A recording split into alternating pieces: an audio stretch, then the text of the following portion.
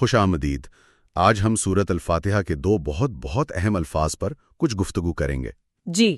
الحمدللہ اور رب، یہ ایسے الفاظ ہیں جو ہم روز سنتے ہیں، پڑھتے ہیں۔ بالکل، زبان پر ہوتے ہیں ہر وقت۔ ہاں، لیکن شاید ان کی گہرائی میں اتنا نہیں اتر پاتے، تو آج کوشش کرتے ہیں ان کے معنی کو تھوڑا اور سمجھنے کی۔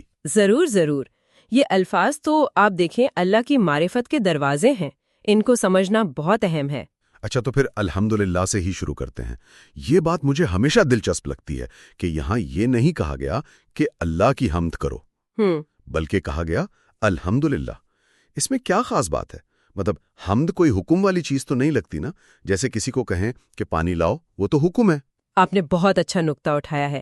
دیکھیں، الحمدللہ کا مطلب ہے تمام کی تمام تعریفیں اللہ ہی کے لیے ہیں، یہ حکم نہیں ہے۔ اچھا، یہ ایک حقیقت کا بیان ہے، ایک اقرار ہے، ایک سٹیٹمنٹ آف فیکٹ آپ کہہ لیں۔ ال جو شروع میں ہے نا، الحمد میں، عربی میں یہ استغراق کے لیے آتا ہے، یعنی every single type of praise, ہر قسم کی، ہر پہلو سے۔ جی ہاں، جو بھی تعریف ممکن ہے وہ صرف اور صرف اللہ کے لیے ہے۔ یہ کسی ایک خوبی کی تعریف نہیں، جیسے ہم کہتے ہیں بھئی فلاں کی ڈرائیونگ اچھی ہے یا وہ اچھا کھانا پکاتے ہیں۔ ہاں، اچھا، تو یہ مطلب بہت ہی جامع، بہت ہی آل انکمپسنگ ہے۔ بالکل، یعنی کوئی بھی تعریف، چھوٹی ہو بڑی ہو، ظاہر ہو چھپی ہوئی ہو، وہ اصل میں اللہ ہی کی ہے۔ جی، حقیقتاً اسی کی طرف لوٹتی ہے۔ تعریف کا کوئی کونا، کوئی کنارہ اس دائرے سے باہر رہ ہی نہیں سکتا۔ سبحان اللہ۔ آپ کوئی اور طریقہ، کوئی اور جملہ استعمال کریں گے نا تو کچھ نہ کچھ کمی رہ جائے گی۔ یہ وہ پہلا نقطہ ہے، وہ بنیاد ہے جہاں سے بندہ اللہ کی عظمت کو، اس کے کمال کو ماننا شروع کرتا ہے۔ یہ معرفت کے سفر کا آپ کہہ لیں گیٹ وے ہے۔ بالکل صحیح، یہیں سے دروازہ کھلتا ہے۔ اچھا، پھر الحمدللہ کے فوراً بعد آتا ہے رب العالمین۔ جی، اب اللہ تعالیٰ کے تو بہت سے نام ہیں، صفاتی نام، رحمان، رحیم، قدوس، سلام۔ یہاں رب ہی کیوں چنا گیا؟ اللہ العالمین بھی تو ہو سکتا تھا۔ دیکھیں، کچھ نام ایسے ہوتے ہیں جو سنتے ہی ایک تعلق ذہن میں لاتے ہیں۔ جیسے میں کہوں استاد تو فوراً ذہن میں شاگرد آتا ہے۔ ہاں بالکل۔ ماں کہوں تو اولاد کا تصور آتا ہے۔ لفظ اللہ جو ہے وہ تو اسم ذات ہے، اللہ کا نام۔ جی، لیکن رب کا لفظ ایسا ہے کہ اسے سنتے ہی ایک تعلق بنتا ہے۔ وہ رب ہے تو کوئی ہے جس کا وہ رب ہے، یعنی مربوب۔ بالکل، مربوب۔ تو یہ لفظ فوراً ایک ریلیشن شپ قائم کرتا ہے۔ تو کیا یہ تعلق اتنا بنیادی ہے؟ جیسے آپ نے استاد شاگرد کی مثال دی یا مالک اور ملازم کی، اگر وہ بنیادی تعلق ہی نہ رہے تو باقی چیزیں بے معنی ہو جاتی ہیں۔ بالکل، اللہ کے ساتھ ہمارا سب سے پہلا، سب سے بنیادی تعلق یہی ہے کہ وہ ہمارا رب ہے، ہم اس کے مربوب، اس کے بندے ہیں۔ اچھا، باقی تمام حیثیتیں اسی پر بنی ہیں۔ وہ خالق ہے، رازق ہے، رحیم ہے، کریم ہے، یہ سب اسی ربوبیت کے تعلق کی وجہ سے ہیں۔ اگر یہ اصل تعلق ہی سمجھ نہ آئے یا دل میں قائم نہ ہو تو باقی صفات کا ادراک بھی وہ آپ کہہ لیں ادھورا سا رہتا ہے۔ صحیح۔ عام طور پر ہم سنتے ہیں رب کا ترجمہ پالنے والا یا مالک۔ کیا یہ ترجمہ پورا حق ادا کرتا ہے یا اس لفظ میں کچھ اور بھی ہے؟ دیکھیں، پالنے والا یا مالک کہہ دینا اس کے معنی کو بہت محدود کر دیتا ہے۔ اچھا، عربی زبان میں اور جس طرح قرآن نے اسے استعمال کیا ہے، رب کے لفظ میں کم از کم 5 بنیادی مفہوم جمع ہیں۔ 5؟ کون کون سے؟ جی، پہلا تو ہے المالک، یعنی ایبسلیوٹ اونر، ہر چیز کا حقیقی مالک وہی ہے۔ ٹھیک ہے۔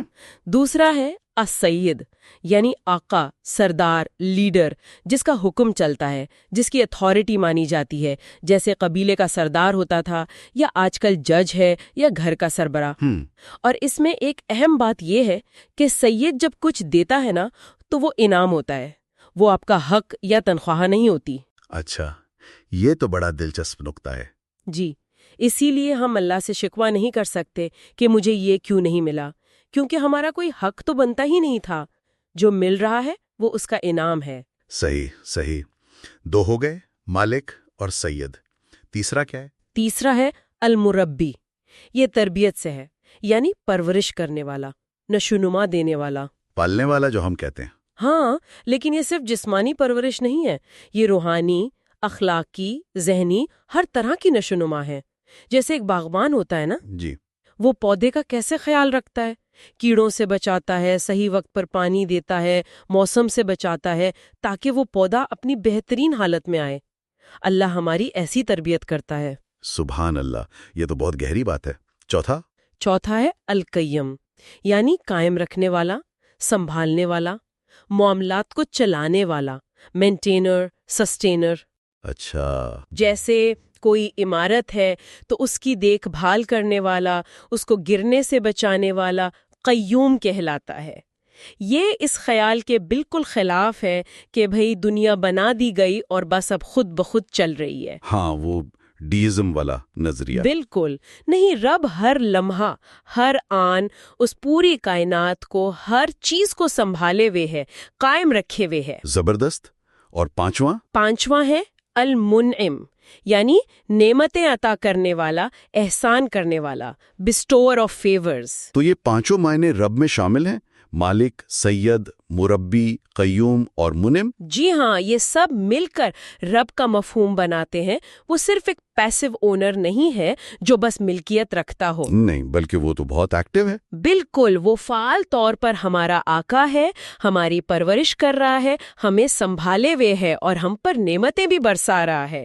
یہ سب کچھ اس ایک لفظ رب میں ہے۔ واقعی یہ سمجھنے سے تو اللہ کے ساتھ تعلق کی نوعیت ہی بدل جاتی ہے، بہت ذاتی، بہت گہرا تعلق محسوس ہوتا ہے۔ یقیناً۔ اچھا، پھر آگے ہے عالمین، رب العالمین۔ تو یہ عالمین کیا ہے؟ عالم کی جمع ہے، اس سے کیا مراد ہے؟ کیا صرف یہ ہماری کائنات، ستارے، سیارے؟ دیکھیں، قرآن جب عام طور پر کائنات کی بات کرتا ہے نا تو اکثر الفاظ آتے ہیں السماوات والارض، آسمان اور زمین۔ جی ٹھیک۔ عالمین کا لفظ اگرچہ اس میں سب کچھ شامل ہو سکتا ہے، لیکن مفسرین نے خاص طور پر اس جگہ پر اس کا زور انسانی دنیاؤں پر زیادہ بتایا ہے۔ انسانی دنیایں مطلب مختلف زمانے، مختلف نسلیں، مختلف تہذیبیں، مختلف معاشرے، یہ سب الگ الگ عالم ہیں۔ اچھا، یہ تو میں نے اس طرح نہیں سوچا تھا۔ مثال دیں گے کچھ؟ جی، جیسے آج کا پاکستان ایک عالم ہے، 50 سال پہلے کا پاکستان ایک الگ عالم تھا، 100 سال پہلے کا ہندوستان ایک اور عالم تھا، آپ کے دادا پر دادا کا زمانہ ایک عالم تھا، آنے والی نسلوں کا زمانہ ایک اور عالم ہوگا۔ ٹھیک۔ اسی طرح جگہ کے لحاظ سے آج کا نیو یارک ایک عالم ہے اور وہیں افریقہ کے کسی دور دراز گاؤں کا معاشرہ ایک بالکل الگ عالم ہے۔ یعنی ہر دور، ہر نسل، ہر تہذیب، ہر جگہ، یہ سب الگ الگ عالم ہیں۔